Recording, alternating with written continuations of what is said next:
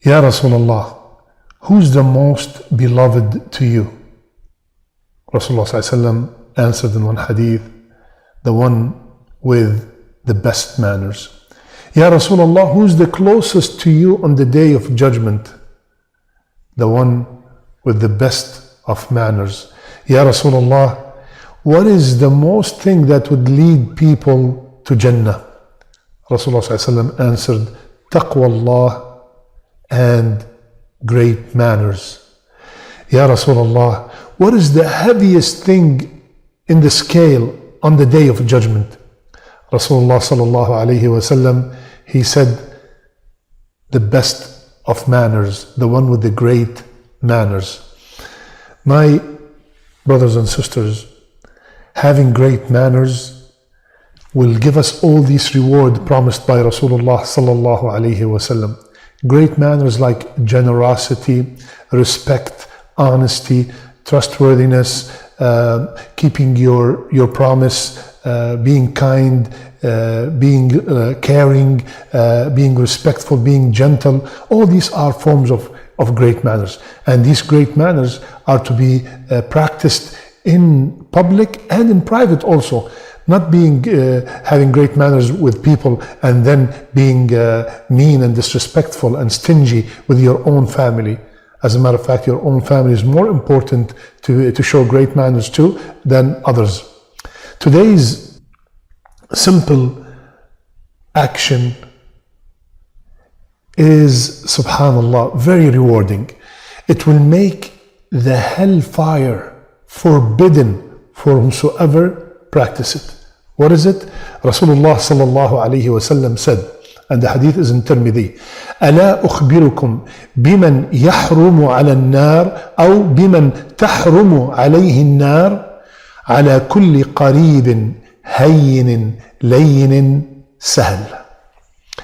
Rasulullah sallallahu alayhi wasallam said, shall I inform you of whom the fire is forbidden to touch? The fire is forbidden to touch. Who, ya Rasulullah? Every person who is near, friendly, and easy to deal with. Allahu Akbar. If I have these characteristics, the hellfire will be forbidden to touch me. Let's take them one by one quickly, my brothers and sisters. Qareeb. What does Qareeb mean? Accessible. Every time you need that person, he's always there. Whatever you need, in any kind of help, you will find that brother, that sister available.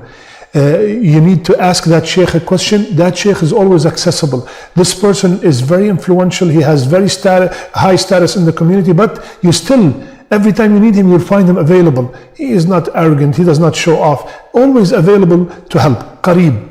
Second, hayyin, layyin. Subhanallah, he is courteous, he is friendly, you feel very comfortable talking to them.